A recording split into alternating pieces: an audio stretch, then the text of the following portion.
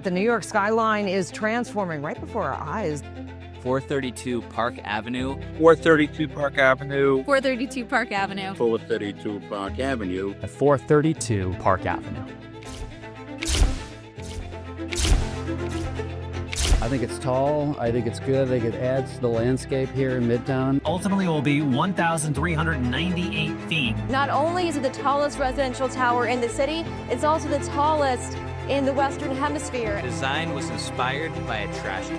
432 Park Avenue is an engineering marvel. Engineering marvel? Are you serious? Much of issues that the residents seem to be having are related to the movement of the building. The elevators get stuck. Floods that have happened in the building that have led to the elevators being disconnected. Trash chute, that sounds like a bomb. And they're suing the developer for $250 million. This is 432 Park Avenue.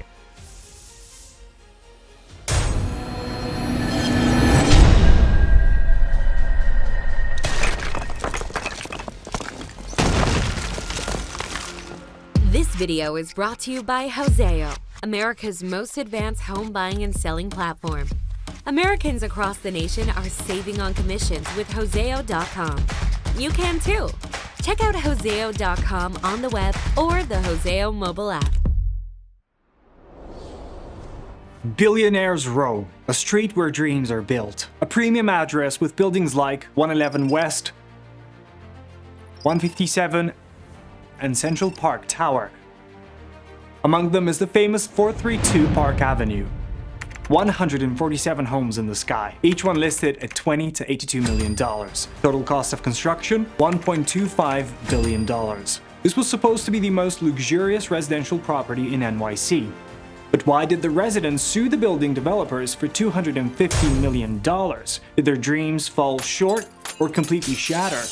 This is a story of luxury, greed, and surprisingly, duct tape. What's wrong with one of the most notorious towers in New York City? Let's investigate. The calm before the concrete storm. Before 432 Park Avenue, the plot was home to the iconic Drake Hotel. Opened in 1926, Drake Hotel was a symbol of elegance and sophistication. It was a place where Hollywood stars and Manhattan's elite gathered. Famous guests like Frank Sinatra, Jimi Hendrix, and Muhammad Ali frequented the hotel. In 2006, real estate mogul Harry Macklowe bought the site for $418 million along with 5 other buildings. We bought and started our acquisition for the land by buying the Hotel Drake in March of 2006. Macklowe is a well-known name in New York real estate. He has developed nearly 40 properties, and some of his most iconic buildings include the General Motors Building, Metropolitan Tower, and Worldwide Plaza. In 2007, the historic Drake Hotel was demolished to make way for something grander. But Harry's timing wasn't great. He invested millions into this project just as the 2008 financial crisis hit. Macklowe defaulted on a $482 million loan from Deutsche Bank. His total debt at the peak of his financial troubles was over $7 billion. Foreclosures followed, and Macklowe lost control of several of his properties, including the Drake site and the General Motors Building. The General Motors Building was sold at $2.9 billion, a record at that time. Still, Macklowe wasn't giving up. I will not yield. He partnered with the CIM Group, a real estate investment firm, to bring his vision to life, and that vision was 432 Park Avenue. I wanted it to be a stone of such quality that it has both depth and movement. Reaching for the clouds. There is a stretch of sky that has become synonymous with power, wealth, and exclusivity, Billionaire's Row. The 57th Street in New York City is home to iconic buildings like the Central Park Tower at 1,550 feet, 157 at 1,004 feet, and 111 West at 1,428 feet. Among the tallest is 432 Park Avenue at 1,396 feet. Designed by architect Raphael Vinoli, 432 Park Avenue is bold, minimalist, towering. You can go and ask anybody to build a tower on 57th and Park. When Harry called me, I went to the office and I saw this an unbelievable, it was like a museum of towers. It is a marvelous addition to the New York skyline. Raphael Vignoli's inspiration for 432 Park Avenue comes from an unexpected source: a trash can. Albeit a very special trash can designed by Joseph Hoffman for Wiener Werkstätte that retails for a whopping $360. The trash can inspired 432 Park Avenue project began in 2011. The project's acquisition cost was $850 million and total construction cost was $1.25 billion. The total project cost? $2.1 billion. By 2015, the 96th floor minimalist tower was complete. It had 147 units, 59 storage closets, 18 wine cellars, 12 office units, a club unit, 3 retail stores, and a garage. The building rose 1,400 feet above Manhattan, making it the tallest residential building in the Western Hemisphere. With its sleek design and condos ranging from $20 to $80 million, this wasn't just a building. It was the epitome of grandeur. It was perfect. Perfect. Everything, down to the last minute details. But even castles can crumble. The tower's dark side. When you picture a $33 million home, you imagine perfection. But 432 Park Avenue ran into trouble before it even completed the construction. Sway. A tower that won't stand still.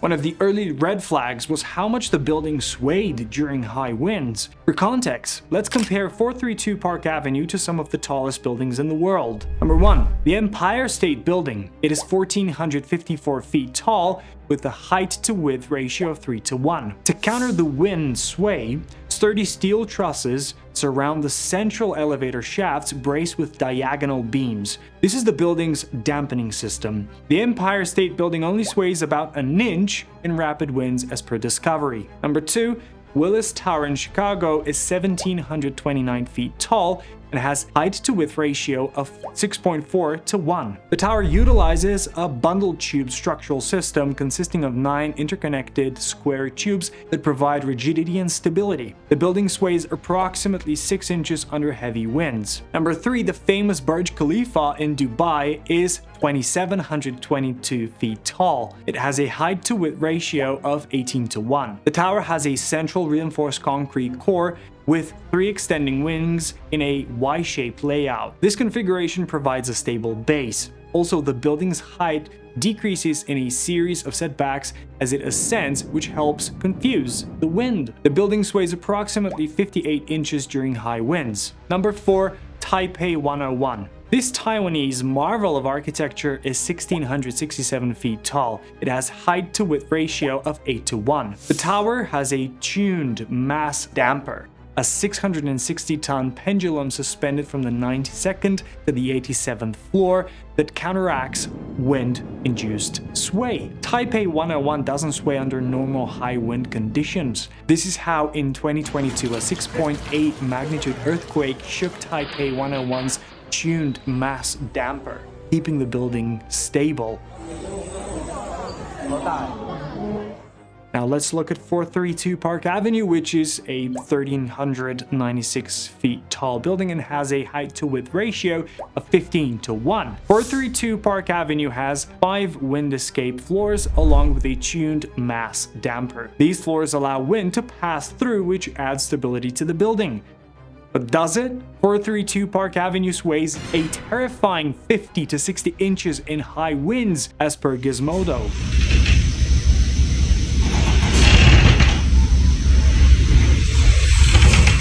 The sway causes loud creaking sounds that keep residents awake. But that's not all. Floods when the sky rains indoors. In 2018, a major leak sprung up on a mechanical floor and damaged 35 apartments. For this unit, who had it under contract for over $46 million, but they ended up backing out of the deal due to these catastrophic water-related issues. But this wasn't an isolated incident.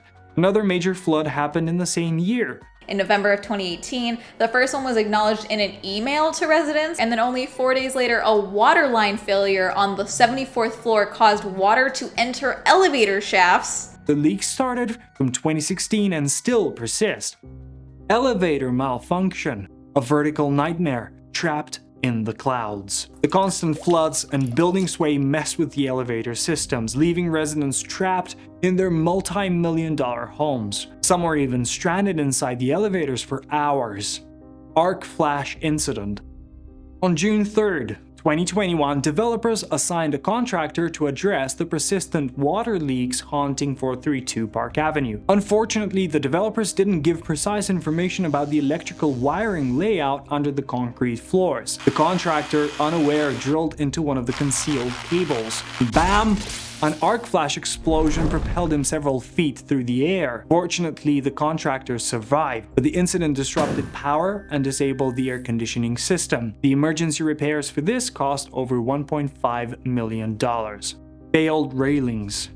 On the wind escape floors that allow air to pass, there are cheap, inadequate, under-engineered railings. The railings failed far before their warranted period. The developers, instead of taking ownership of the issue and fixing it, shifted the repair costs onto unit owners. The developer's consultant suggested using duct tape to hold failing sections of railings together. Now imagine you're living in one of the most expensive buildings in the world and you file a repair request, and the solution is to just use duct tape to hold pieces together. Trash chute, million-dollar views, dumpster-level problems. There is nothing wrong with the trash chute. It's just a very long, uninterrupted duct that runs along the length of the building. What if a person on the 90th floor tosses a bag of trash into the chute? That bag doesn't just fall. No, it plummets. It accelerates, racing towards terminal velocity. At the bottom, that bag collides with the concrete with unimaginable force. And the sound? A bone-rattling explosion. Trash chute that sounds like a bomb when you put trash down it. Life-threatening defects. A committee of concerned residents commissioned SBI Consultants INC to identify construction defects of the building. In one of the reports, SBI identified around 104 defects in the building's architecture and interiors. 77 of them were life safety issues. That's 75%. $1 billion tower in the middle of New York with 75% life-threatening issues? That's terrifying. Residents versus developers.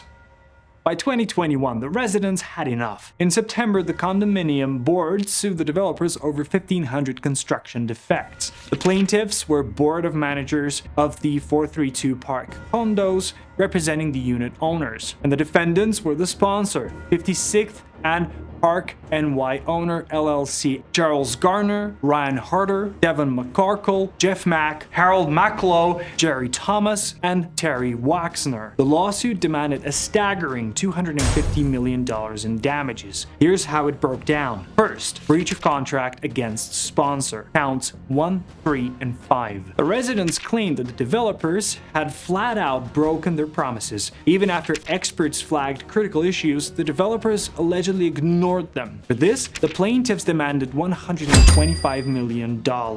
Second, breach of fiduciary duty. Counts 2, 4, and 6. The lawsuit went deeper. The residents accused Harry Macklaw and his team of putting profits over people. Instead of protecting the homeowners' interests, they allegedly covered up problems and refused to fix them. For this, another $125 million. But Macklaw, he wasn't going down without a fight. In October 2022, he tried to have the fiduciary duty claims thrown out, saying they were weak and too late. The court denied his motion. Then in April 2024, the developers hit back, suing the condo board for defamation and business interference. In November 2024, Macklow tried again to remove himself from the lawsuit, but the judge denied his request. Dozens of parties, 28 depositions, and endless motions, but still no resolution. The fate of 432 Park Avenue remains uncertain. But one thing is clear: $1 billion dream has turned into a legal and financial nightmare. A cautionary tale in the clouds. 432 Park Avenue was supposed to be the crown jewel of Billionaire's Row. Instead, it's a cautionary tale. As of May 2024, 18 units, 14% of the building are up for sale. 16 units are listed at significant discounts compared to their original prices, with some down as much as 27%. The building's penthouse apartment was on sale for $169 million in 2022. Now it's listed for $105 million, a 38% reduction. Since the lawsuit became public in 2021, 11 units have been sold. Those units sold for about 3.7% less on average than what the sellers originally paid. What do you see when you look at 432 Park Avenue? A marvel of engineering or a monument to ambition gone wrong? Let's discuss in the comments below. And if you love deep dives like this, subscribe to Houzeo.